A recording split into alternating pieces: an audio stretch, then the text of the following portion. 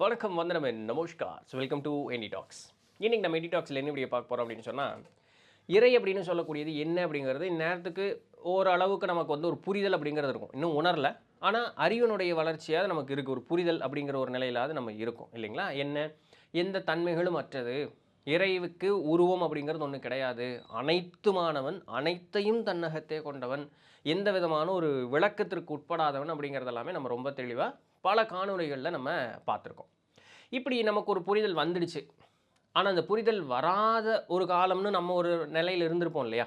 அப்புறம் ஏதோ தட்டி முட்டி இன்றைக்கி நம்ம இங்கே வந்துட்டோம். ஒருவேளை இப்போ தான் புதுசாக ஒருத்தங்க இந்த ஞான மார்க்கத்துக்குள்ளே நுழையும் பொழுது, இவ்வளவு நாள் அவங்க வந்து இறை அப்படிங்கிறதுக்கு வந்து ஒரு உருவம் கொடுத்து, ஒரு தன்மை கொடுத்து, அதற்குன்னு ஒரு பொருள் சூட்டி, இது மாதிரியே பார்த்து வழிபட்டு வந்தவர்களுக்கு திடீர்னு இறை அப்படிங்கிறது எல்லாமானது அதற்கு தன்மைகள் இல்லை, உருவம் இல்லை அப்படின்னு சொன்னோம்னா அவங்க அதை ஏற்றுக்கிறதுக்கோ புரிந்து கொள்வதற்கோ கொஞ்சம் கடினமாக இருக்கும் இல்லைங்களா? இது இவர்கள் மட்டும் இல்லை, இறைவனே இல்லைன்னு சொல்லக்கூடிய நாத்திகவாதிகள் உண்டு. அவர்களுக்கும் இதெல்லாம் ஒப்புக்கொள்ள முடியாத ஒரு சூழல்ல அப்படிங்கிறது இருக்கும். அப்படி இருக்கும் பொழுது இவர்களுக்கு எப்படி இது விளக்கி சொல்லுவது அப்படிங்கிற ஒரு கேள்வி வரும் இல்லையா? அந்த கேள்விக்கு உண்டான பதில் தான் இன்னைக்கு உண்டான காணொளி. இப்போது இந்த கேள்வி வந்து இந்த காலத்தையுடையது தான் அப்படின்னு கேட்டால் இல்லை. காலங்காலமாக பண்டைய காலம் தொட்டு இந்த ஒரு கேள்வி இருந்துக்கிட்டே தான் இருக்குது. அப்போ நம்மளுடைய பெரியவர்கள் இதற்கு ஒரு பதிலும் சொல்லி வச்சுட்டு போயிருக்காங்க. இறைக்கு தன்மை இல்லை அப்படின்னு சொல்லக்கூடியதற்கு நீங்கள் ஏதோ ஒரு தன்மை கொடுத்து விளக்குனா தான் என்ன, அதனால என்ன ஆகிற ஒன்றும் ஆக போகிறது இல்லையே இல்லைங்களா? அப்போ அப்படி இருக்கும் பொழுது சும்மா வாய்க்கு வந்ததெல்லாம் சொல்லிடலாமா? முடியாது இல்லைங்களா? அதனால் சரியாக அலசி ஆராய்ந்து பார்த்து அவர்கள் 8 குணங்களை வந்து விளக்கி சொல்லியிருக்காங்க. இறைவன் என் குணத்தான் அப்படிங்கிற அந்த ஒரு வார்த்தையை கொடுத்து, அந்த என் குணம் என் அப்படின்னா 8ன்னு அர்த்தம் சரிங்களா? என் குணத்தான் இறைவன் 8 குணங்களை உடையவன் அப்படிங்கிற ஒரு விளக்கம் வந்து நமக்கு கொடுத்துருக்காங்க. திருக்குறளில் பாருங்கள், கோளில் பொறியில் குணமிலவே என் குணத்தான் தாளை வணங்காத்தலை அப்படிங்கிறாரு வள்ளுவ பெருந்தகை. நமக்கு 5 பொறிகள் உண்டு, மெய்வாய் கண்மூக்கு செவின்னு. 5 பொறிகளுக்கும் 5 புலன்கள் உண்டு இல்லைங்களா? இப்போ இந்த புலன்கள் வேலை செய்யாமல் வெறுமனே பொறி இருந்து என்ன பயன்? ஒன்றுமே இல்லை இல்லைங்களா? அதுபோல் இறைவனை வணங்காத என்குணத்தான் தாளை வணங்காத்தலை, அவனுடைய திருவடியில் பணியாத ஒருத்தனுக்கு ஒரு பயனும் அற்றவன் அர்த்தம். அவனுக்கு அந்த எல்லா உருவ அமைப்பும் அறிவும் இருந்தும் அந்த தனக்கு மீறி இருக்கக்கூடிய அந்த இறையை, அந்த 8 குணங்களை கொண்ட அந்த இறையை வணங்காதவனுக்கு, அவன் தாளை பணியாதவனுக்கு அவன் இருந்தும் ஒரு பயனும் அற்றவனாகவே போகிறான் அப்படிங்கிறதா அந்த குறளினுடைய பொருள் சரிங்களா? அதுக்கு ஓமை காட்டினது தான் நம்மளுடைய பொறிகளையும் புலன்களையும் சரிங்களா? இப்போ வள்ளுவ பெருந்தகை என் குணத்தான்னு சொல்லியிருக்கிறார். 8 குணம் இருக்குது அப்படின்னு சொல்லியிருக்கிறார். அப்போ இறைக்கு அது என்ன 8 குணம் அப்படின்னா ஒன்று ஒன்றா பார்த்துட்டே வருவோம். முதல் குணம் தன் வயத்தனாதல் அப்படிங்கிறத முதல் குணம். அப்படின்னா என்ன? இறைவனுக்கு இறைவனே நிகர், அவனுக்கு வேறு யாருமே நிகர் கிடையாது. இறைவனை வேறு யாராவது கூட ஒப்பிட்டு சொல்ல முடியுமா? என்னையோ உங்களையோ இல்லை இந்த கேமராவையோ இந்த டேபிளையோ இல்லை ஒரு நாய் பண்ணி பிசாசு தேவர்கள் அப்படின்னு சொல்லி ஏதாவது ஒன்று ஒப்பிட்டு சொல்ல முடியுமா? இறைவன் இது போல அப்படின்னு சொன்னால் அப்போ ஒரு வாட்டர் கேனை காட்டி சொல்கிறோம் இறைவன் அது போல அப்படின்னு. அப்போ வாட்டர் கேன் தான் இறைவனா? வேப்பனா வேறு யாருமே இறைவன் இல்லையான்னு ஒரு கேள்வி வந்துடும் இல்லைங்களா? அப்போ அது பொருள் ஆகாது. அப்போ இறைவன் எல்லாத்தையும் தன்னகத்தை கொண்டவன் அப்படின்னு சொல்லும் பொழுது எல்லாத்திற்கும் அப்பாற்பட்டவனும் அனைத்துமானவனும் ஆனவன் அப்படிங்கிறது தான். அப்போது அவனுக்கு நிகர் யார்? அவனே அன்றி வேறு ஒன்றும் கிடையாது. அதுதான் தன்வயத்தனாதல். அவனுக்கு நிகர் அவன் மட்டுமே, அவ்வளோதான். இதுதான் இறைவனுடைய முதல் குணம், தன்வயத்தனாதல் அப்படிங்கிறது. ரெண்டாவது வரம்பில்லாத ஆற்றல் உடையவன். அதனுடைய அழுத்தம் புரிஞ்சுக்கணும். வரம்பில்லாத ஆற்றல் உடையவன். இந்த இறை அப்படின்னு சொல்லக்கூடியது எல்லாத்தையும் தன்னகத்தை கொண்டு இருக்கும் பொழுது ஏதாவது ஒன்று அப்படிப்பட்ட இறையை மிஞ்சி விடுமா அப்படின்னு கேட்டால் அப்போ அவன் இறைவன் சொல்கிறதுல என்ன அர்த்தம் இருக்குது? கரெக்டு தானே? நான் பெரியாளியா, நான் பலசாலியா அப்படிங்கும் பொழுது என்னை மிஞ்சிருக்க ஒருத்தர் இருந்தானா நான் என்னை பலசாலின்னு சொல்லிக்க முடியாது இல்லையா? அப்போது இறை அப்படிங்கிறது எல்லாத்தையும் படைத்து காத்து அழித்து மறைத்து அருளல்னு சொல்லக்கூடிய 5 தொழில்களை செய்துனா அவனுக்கு மிஞ்சி அந்த இடத்துல என்ன, அவன் இறைவன் நம்ம சொல்லவே மாட்டோமே. அதனால தான் அளவில்லாத ஆற்றலுடையவன், எல்லாத்திற்கும் அப்பாற்பட்டு இருக்கக்கூடிய அந்த ஒரு தன்மை கொண்டவனே இறைவன். அவனுக்கு நிகர் வேறு யாரும் இல்லை. மேலேயே முன்னாடி பார்த்துட்டு பார்த்தீங்களா, தனக்கு தானே நிகர். அதே போல் இவனுடைய ஆற்றல் அனைத்திற்கும் அப்பாற்பட்டது. அவன்கிட்டிருந்து கிடைக்கக்கூடிய ஆற்றலினால்தான் மித்ததெல்லாம் வேலை செஞ்சுக்கிட்டு இருக்கு. மித்ததுலேருந்து கிடைக்கக்கூடியது வச்சு இறை அப்படிங்கிறது வேலை செய்யலை. அப்போது அளவில்லாத ஆற்றல் எவ்வளவு தன்கிட்டிருந்து வெளியே கொடுத்துக்கிட்டே இருந்தாலும் கொடுத்துக்கிட்டே இருக்க முடியும். அதற்கு கட்டுப்பாடு அப்படிங்கிறதே கிடையாது அப்படிங்கிறது. அடுத்தது மூணாவது பேரறிவுடைமை அல்லது முற்றறிவுடைமை அப்படின்னு. இந்த அறிவுக்கு நிகரில்லாத அறிமை. இறைவன்கிட்ட ஒரு கதையில் கேட்டாலும் கூட பார்த்துங்களேன், சும்மா ஒரு குழந்தைக்கு பெரியவங்களுக்கு புத்தி சொல்கிறதுக்காக சொல்லக்கூடிய ஒரு கதையில் கேட்டாலும் கூட இறை அப்படிங்கிறதுக்கிட்ட எது கேட்டாலும் பதில் கிடைக்கும். நம்ம ஒரு மகிழ்ச்சியில் இருந்தாலும் சரி, ஒரு குழப்பத்தில் இருந்தாலும் சரி, எதை கேட்டாலும் இறைகிட்ட பதில் கிடைக்கும். இறைக்கு தெரியாததே கிடையாது. ஏன்னா இந்த அண்டம் முழுக்க எல்லையற்று பறந்து விரிந்திருக்கக்கூடிய மாபெரும் அண்டத்தை படைத்து காத்து அழிக்கக்கூடிய அந்த ஒரு தன்மை இருக்கக்கூடிய இறை அனைத்திற்குள்ளும் என்ன நடக்குது அப்படிங்கிறது அது தெரிஞ்சு வச்சிருக்கணும். அதுதானே இறை. அப்படியா என்ன நடந்தது, அந்த பக்கத்து பிளானட் வெடிச்சிருச்சாமே எனக்கு தெரியல, இன்னொன்று புதுசாக வேறு உருவாயிருக்காமே எனக்கு தெரியல, எங்கடா சொல்லாமல் இருந்தீங்க, இப்படி சொல்ல முடியுமா சாமி? முடியாது. அப்போ அதுக்கு அனைத்தும் தெரியணும். ஒரு சின்னதாக ஒரு அணு உருவாவதிலிருந்து மாபெரும் கோள்களிலிருந்து எல்லாம் உருவாவது வரைக்கும் இறை அப்படிங்கிறதுக்கு எல்லாமே தெரியணும் இல்லை தெரியும். அதனால தான் அதுக்கு என்ன சொல்கிறாங்க, பேரறிவுடைமை. சும்மா சொல்ல பேரறிவுடைமை. இந்த வார்த்தைகளுக்கெல்லாம் உண்டான அழுத்தம் நமக்கு தெரியணும். பேரறிவுடைமை, முற்றறிவுடைமை. எல்லாம் தெரிஞ்சவங்க. அது இறைவனுக்கு மட்டும்தான் அந்த ஒரு இலக்கணம் உண்டுங்க. எல்லாம் தெரிஞ்சவங்கிற அந்த ஒரு இலக்கணம் இறைக்கு மட்டும்தான் உண்டு, வேறு யாருக்கும் சொல்ல முடியாது இல்லைங்களா? அதுபோல் இருக்கக்கூடிய தன்மை.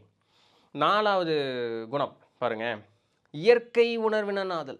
அது என்ன இயற்கை உணர்வினாதல் அப்படின்னு சொல்லி பார்த்தோம்னா, இறைக்கு இன்னொருத்தன் போய் கற்றுக் கொடுக்க முடியுமா?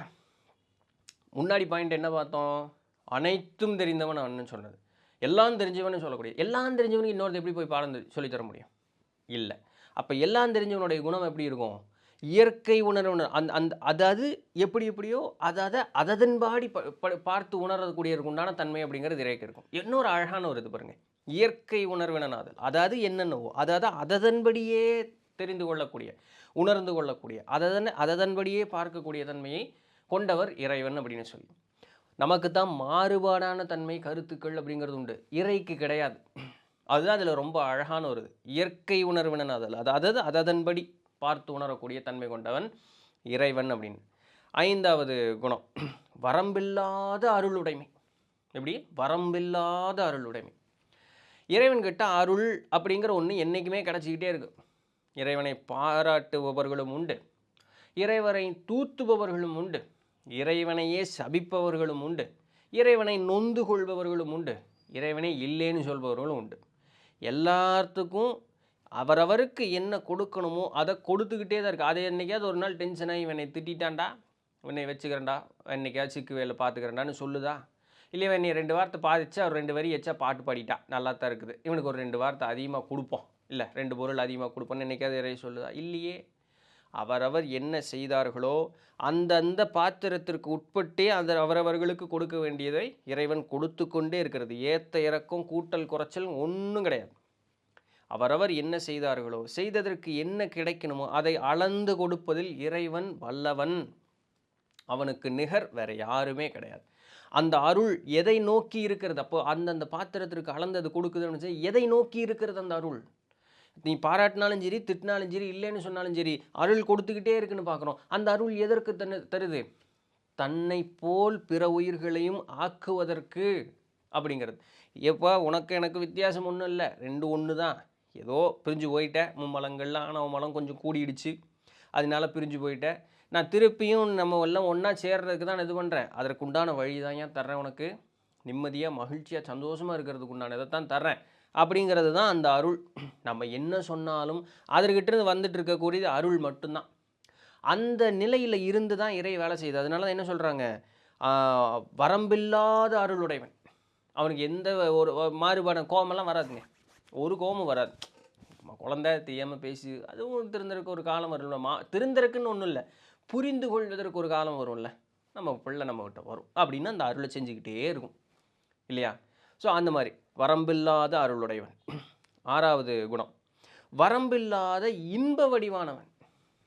எல்லா உயிர்களுக்குமே இன்பம் அப்படிங்கிறது கண்டிப்பாக தேவை. அது எந்த உயிர் எடுத்துக்கிட்டிங்கனாலும் சரி, எப்படிப்பட்ட சட்டை போட்டிருந்தாலும் அந்த உயிர் சட்டை போட்டிருந்தாலும் இன்பம் அப்படிங்கிறது தேவை. வேண்டான்னு சொல்லுவீங்களா? இன்பம் வேண்டான்னு யாராவது சொல்லுவாங்களா? சொல்ல மாட்டாங்க. இந்த பொருளுலக சுகமானாலும் சரி, அருளுலக சுகமானாலும் சரி, இன்பம் அப்படிங்கிற நமக்கு வேணும் இல்லையா? அப்போ இறைவன் எப்படிப்பட்டவன்? ஒரு இன்பம் இருந்தால் தான் இன்னொருத்தனுக்கு இன்பம் கொடுக்க முடியும். அப்போ இறைவன் எப்படிப்பட்டவன்? நித்தம் இன்பம் உடையவன், அந்த இன்பமே வடிவானவன். இன்பமே வடிவானவன் கிட்ட இருந்து என்ன கிடைக்கும்? இன்பம் மட்டுமே கிடைக்கும். அது எப்படிப்பட்ட இன்பமாக இருக்கும்? எப்பொழுதும் நிலைத்திருக்கக்கூடிய இன்பமாக இருக்கும்.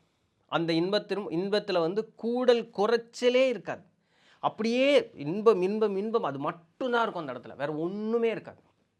அப்போ அப்படிப்பட்டவன் எப்பேற்பட்ட இன்பத்தை கொடுப்பவனாகவும் உணர்பவனாகவும் இருப்பான்னு பாருங்களேன். அங்கே இறைக்கு உணர்தல் அப்படிங்கிறது இல்லை, சும்மா ஒரு பேச்சுக்கு புரிதலுக்காக சொல்கிற மாதிரி வச்சுக்கலாம் இல்லைங்களா?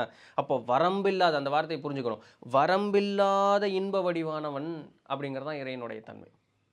அப்போ அப்படிப்பட்ட இறை கூட நாம் போய் ஒன்றரை காலக்கும் பொழுது நம்ம எப்படிப்பட்ட ஒரு நிலையில் இருப்போம் அப்படிங்கிறது ஒன்று உணர்ந்து பார்க்கணும் இல்லைங்களா? அடுத்தது 7வது தன்மை, தூய உடம்பினன் ஆதல். இப்போ நம்மளுடைய உடல் எத்தனை அழுக்குகள் கூடி இருக்குது, அது வாயார ரொம்ப அடிப்படையான ஒன்று சொன்னாலே நமக்கு ஒரு மாதிரி அருவருப்பாக இருக்கும். அப்போது இதுபோல் இருக்கக்கூடிய இந்த உடலோடவே நமக்கு வந்து இத்தனை செயல்கள் செய்கிறோம், இத்தனை விருப்பு வெறுப்பு அப்படிங்கிறது இருக்கே, இந்த உடலுக்கு அருள் செய்வோம் இதே போல அழுக்குகள் நிறைந்த ஒரு ஒரு மாறுபாடான ஒரு தன்மை கொண்ட ஒருத்தனாக இருக்க முடியுமா அப்படின்னு கேட்டால் வாய்ப்பு இல்லை. ஏன்? இன்பம் கொண்டவனே இன்பம் கொடுக்க முடியும் அப்படிங்கும் பொழுது அழுக்குடையவன் என்ன கொடுக்க முடியும்? அழுக்கு தான் கொடுக்க முடியும். ஆனால் நமக்கு இறையோடு ஒன்றரை கலக்கும் பொழுது நமக்கு எப்படிப்பட்ட ஒரு தன்மை போகிறோம் அப்படின்னு பார்க்குறோம்? அப்பழுக்கற்ற ஒரு தன்மைக்கு போகிறோம்னு பார்க்குறோம். அப்போ இறைவன் எப்படிப்பட்டவனாக இருப்பான்? அப்பழுக்கு இல்லாதவன் அப்படிங்கிறத நம்ம நல்லா புரிஞ்சுக்கணும் சரிங்களா? அதனால தான் என்ன சொல்கிறது, தூய உடம்பினனாதல், எந்த விதமான அழுக்குகளும் இல்லாத ஒரு தன்மை கொண்டவன் தூய உடம்பினன். அந்த உடலுக்கு எந்த விதமான ஒரு மாறுபாடும் கிடையாது.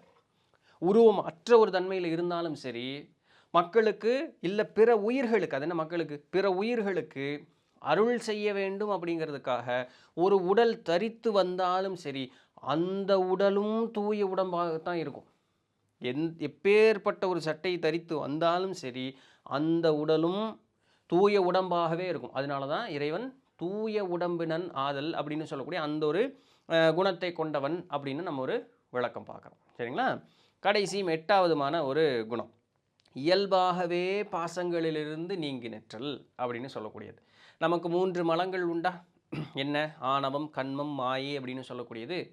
இப்போ இந்த ஆணவம், கண்மம், மாயை அப்படிங்கிறது உயிரிடத்தில் இருக்குது அப்படின்னு சொன்னால் அது இறை இடத்துலையும் இருக்கணும் இல்லை அப்படின்னு ஒரு கேள்வி கேட்டால் ஆமாங்கிறது தான் பதில். ஆனால் அப்போ நமக்கும் இறைக்கு என்ன வித்தியாசம் அப்படின்னு கேட்கும் பொழுது, நம்ம உயிர் அப்படின்னு சொல்லக்கூடிய பசு அப்படின்னு சொல்லக்கூடிய அந்த ஒரு உயிர் இந்த மும்மலங்களை சார்ந்து இருக்கும், மும்மலங்களோடு கூடி இருக்கும் அப்படின்னு.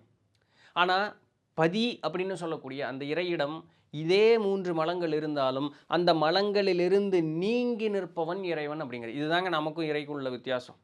அப்போ இறை நமக்கு எப்படி வழிகாட்டுது, இந்த நான் எப்படி இருக்கணும், இது எல்லாம் என்கிட்ட இருந்தாலுமே நான் எப்படி இதனால் பாதிக்கப்படாமல் நீங்கி நிற்கிறனோ அதுபோல் நீயும் ஒரு தன்மைக்கு வரும் பொழுது நான் நீ அப்படிங்கிற தன்மை இல்லாமல் ரெண்டும் ஒரு சமமான ஒரு நிலை அப்படிங்கிறதுக்கு வரும். அதுதான் எந்நேரமும் இறை போலவே இன்ப வடிவானவனாக நாமும் இருக்கிறதுக்கு உண்டான ஒரு தன்மை அப்படிங்கிற நமக்கு ஏற்படும் அப்படிங்கிறது. ஸோ அதனால தான் என்ன சொல்கிறது, இயற்கையாகவே இயல்பாகவே பாசங்களிலிருந்து நீங்கி நிற்கக்கூடிய அந்த ஒரு குணம் அப்படின்னு சொல்லக்கூடியது இறையினுடைய குணம். அதனால தான் நீ இறைன்னு சொல்கிறோம். இல்லை அதுக்கு ஏதாவது பாசபிரியம் ஒன்று இருந்ததுன்னு வச்சுங்களேன், அதை இறைன்னு சொல்ல மாட்டோமே. நம்ம போல் அதுக்கு மாறுபாடான ஒரு தன்மைகள் கருத்துக்கள் அப்படின்னு வந்துடுமே. அப்போ நம்மளை இப்போ அவங்கள மாதிரி ஒரு பெரிய ஆள்னு வச்சு பேச மாட்டோம் இல்லைங்களா? ஸோ அதனால் இறையினுடைய 8வது குணம் என்ன? இயல்பாகவே பாசங்களிலிருந்து நீங்கி நிற்றல் அப்படின்னு சொல்லக்கூடியது. அப்போது இந்த 8 குணங்களுமே இறைக்கு இருக்கக்கூடியது. இந்த 8 குணங்களுமே இதற்கு மீறி ஒன்று அப்படின்னு சொல்கிறதுக்கு இல்லாதது, அதுதான் எல்லை. அப்போ இந்த எல்லா 8ஐயும் ஒரு தடவை அலசி ஆராய்ஞ்சு பார்த்தோம்னா இந்த 8மே இறையினுடைய குணாதிசயங்களாக சொன்னாலே இறைங்கிறது எவ்வளோ பெருசு, அது எந்த விதமான கட்டுப்பாடுகளுக்கும் உட்படாதது அப்படிங்கிறத நம்ம வந்து எளிமையாக புரிஞ்சுக்கலாம். ரைட்? ஸோ இப்படிப்பட்ட இறையை என்றும் நோக்கி துதித்து நிற்கும் பொழுது நாமும் இறையோடு ஒன்றரை கலந்து இறையாகவே மாறுவதற்குண்டான அந்த ஒரு வாய்ப்பு அப்படிங்கிறது நமக்கு அமையும் அப்படிங்கிறத மனசில் வச்சுட்டு தொடர்ந்ததற்குண்டான பயிற்சியும் முயற்சியும் எடுப்போம். கூடிய விரைவில் இறைவனுடைய அருள் நமக்கு பூரணமாக கிட்டும். ரைட்? ஸோ இதான் இன்றைக்கு உண்டான வீடியோ. பிடிச்சிருந்திருக்கும், இன்ஃபர்மேட்டிவாக இருந்திருக்கும் அப்படின்னு நம்புகிறேன். நாளைக்கு வேறு ஏதாவது ஒரு சுவாரஸ்யமான செய்தியில் சந்திப்போம். அது வரையும் தொடர்ந்து இணைந்திருங்கள். நான் உங்கள் இடத்துல நன்றி.